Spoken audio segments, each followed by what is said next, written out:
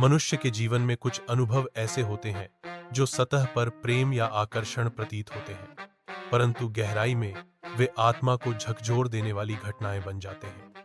ये घटनाएं हमें तोड़ती भी हैं और बनाती भी।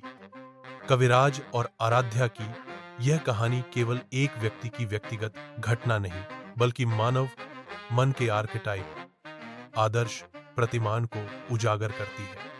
कैसे हम आसक्ति के जाल में बंधते हैं और कैसे उसी से मुक्ति की राह निकलती है। जीवन के मूल रहस्यों को जानने के लिए मानव मंथन चैनल को सब्सक्राइब करें, शेयर करें, वीडियो को लाइक करें, जिसमें हमारी आने वाली पीढ़ियां इस ज्ञान से परिचित हों।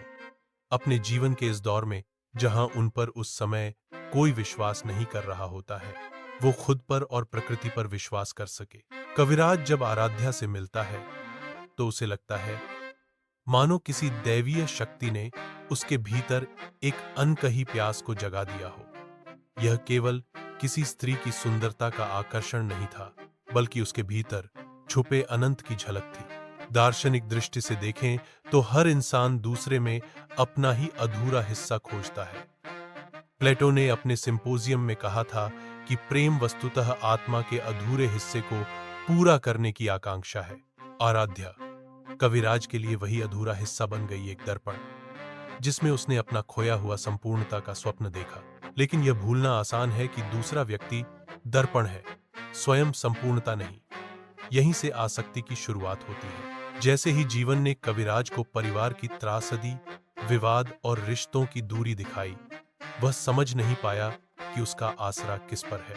आसक्ति का स्वभाव ही ऐसा है, जब तक बाहरी वस्तु स्थिर है हम संतुलित रहते हैं, लेकिन जैसे ही परिस्थितियां बदलती हैं हम भीतर से खाली महसूस करते हैं। दार्शनिक रूप से देखें तो यह अस्तित्व का संकट, एग्जिस्टेंशियल क्राइसिस है। मनुष्य स्वयं को हमेशा केंद्र पर समझता है, परंतु वास्तविकता में जीवन की धारा किसी भी क्षण उसे किनारे कर सकती है। यही अनुभव कविराज को हुआ। उसका बचपन का दोस्त अब पराया लगता है, उसकी प्रेमिका दूरी बनाने लगी है और घर परिवार के रिश्ते प्रश्न चिन्ह बन गए। वो हर जगह अजनबीपन महसूस करने लगा। वो चाहता है कोई उसके पूछे उसके साथ क्या हो रहा है, पर कैसे उस चीज के बारे में कोई पूछेगा जो किसी को दिखाई ही नहीं दे रहा हो उसे छोड़कर। यह अजनबीपन क्या है?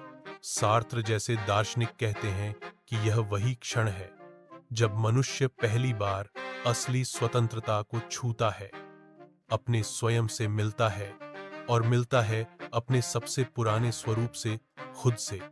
लेकिन चूंकि वह स्वतंत्रता डरावनी होती है, हम उसे चिंता के रूप में अनुभव करने लग जाते हैं। कविराज अब भी आराध्या से चिपके रहना चाहता है। वह उसके सोशल मीडिया पर भटकता है, उसकी तस्वीरों में खो जाता है, कविताएं लिखता है, परंतु यह सब केवल एक नशे की तरह है। सत्य यह है कि उसकी आसक्ति प्रेम नहीं थी, वह तो उसके लिए एक आवरण कवर था, ताकि वह अपने भीतर के दर्द का सामना न करना पड़े। दार्शनिक स्तर पर यह वही है जिसे भारतीय दर्शन में माया कहा गया है। माया हमें वस्तुओं, व्यक्तियों और घटनाओं में बांधकर यह भ्रम देती है कि यही वास्तविकता है, परंतु जब माया का आवरण हटता है तब मनुष्य पहली बार स्वयं से टकराता है। टकराव में वह क्या बनता है, यह निर्भर करता है कि वो टकराता किससे है। अगर स्वयं से टकराएगा तो वह नया स्वयं बनेगा। नए स्वरूप में उसका दिमाग धारदार तलवार की भांति कार्य करता है, नजर तेज हो जाती है, वह अपने स्वयं पर और अधिक भरोसा करने लग जाता है। उस भरोसे में वह खुद को नजदीक से जान पाता है और वह जो प्यार, सम्मान, केयर दूसरों पर लुटाना चाहता था, वह अब वो स्वयं के लिए आरक्षित रखने लग जाता है।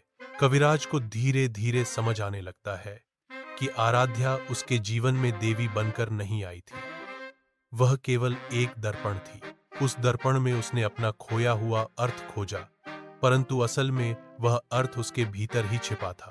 दार्शनिक दृष्टि से यह वह क्षण है जब मनुष्य बाहरी सेतुओं को तोड़कर आंतरिक यात्रा शुरू करता है। बुद्ध ने कहा था कि सारा दुख तृष्णा से उत्पन्न होता है। यह तृष्णा केवल भौतिक वस्तुओं के लिए नहीं, बल्कि संबंधों और भावनाओं के लिए भी होती है। जब यह तृष्णा टूटती है तो आत्मा की स्वतंत्रता प्रारंभ होती है। सबसे महत्वपूर्ण क्षण तब आया जब कविराज ने बचपन की पगडंडी पर अकेले चलते हुए रोना शुरू किया। वह रोना हार का नहीं था, बल्कि समर्पण का था। वह अब और भागना नहीं चाहता था। उसने अपने दर्द को वहीं बैठने दिया, उसे स्वीकार किया। यह क्षण दर्शन में कैथारसिस, शुद्धिकरण कहा जाता है। जैसे आग में धातु पिघलकर शुद्ध होती है, वैसे ही आत्मा अपने आंसुओं से निर्मल होती है। कविराज ने उसकी तस्वीर मिटाई, उसकी आंखें से बातें करना बंद कर दी, लेकिन यह क्रोध से नहीं, बल्कि स्वीकृति से था। अब वह समझ चुका था कि आराध्या ने उसे बर्बाद नहीं किया, बल्कि उसे उसके असली स्व से मिलवाया। इसके बाद उसका जीवन बाहर से बहुत बड़ा नहीं बदला, पर भीतर से सब बदल गया। वह फिर से चित्र बनाने लगा, अपनी मां से बातें करने लगा, अपने पुराने दोस्त से माफी मांगी। दार्शनिक दृष्टि से यह वह चरण है जिसे आत्म निर्माण कहते हैं। मनुष्य को यदि बाहर की दुनिया हिला देती है, तो उसके पास यह अवसर होता है कि वह अपने भीतर झांके और स्वयं को नए सिरे से खड़ा करे। और यही आधुनिक पुरुषत्व है।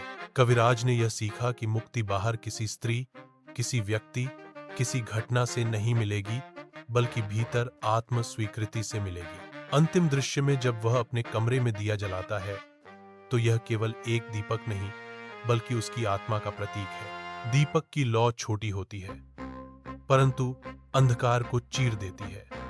वही लौ कविराज के जीवन में जल उठी थी। वह आराध्या को याद करता है, लेकिन अब उसमें कोई लालसा नहीं, सिर्फ कृतज्ञता है। वह समझ गया कि आसक्ति हमें भ्रम में डालती है, भ्रम हमें पीड़ा देता है, पीड़ा हमें भीतर की यात्रा पर मजबूर करती है, और हम भीतर जाकर अपने कमियों, लालसाओं, आकांक्षाओं से आमना सामना करते हैं। और वही यात्रा अंततः हमें मुक्ति देती है। प्रेम और आसक्ति में अंतर। प्रेम स्वतंत्र करता है, आसक्ति बांधती है। कविराज ने प्रेम नहीं, आसक्ति की थी। जब हम अपने ही प्रियजनों में अजनबीपन महसूस करते हैं, तो यह संकेत होता है कि हम भीतर अपने सत्य से टकरा रहे हैं। संकट का मूल्य।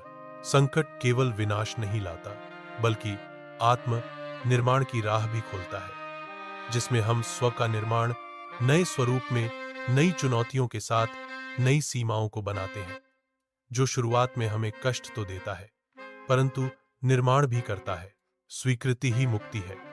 जब हम अपने दर्द को भगाने की जगह स्वीकार करते हैं, तभी हम स्वतंत्र होते हैं। जब हम अपनी कमियों को खुद के सामने उजागर करते हैं, हम स्वतंत्र होते हैं। कृतज्ञता का दर्शन। अंततः हर वह व्यक्ति जो हमें तोड़ता है, वही हमें बनाने का अवसर देता है। इसीलिए जीवन में किसी से द्वेष नहीं, बल्कि कृतज्ञता होनी चाहिए। भूल जाओ व्यक्तियों को, स्थानों को, समस्याओं को जो तुम्हें चोट देती हैं। उनसे सीख लेकर प्रकृति पर अपनी कृतज्ञता दिखाओ। कविराज की यात्रा केवल उसकी व्यक्तिगत कहानी नहीं, बल्कि हर उस इंसान की कहानी है जो किसी समय आसक्ति के जाल में बंधता है, टूटता है और फिर स्वयं से मिलता है।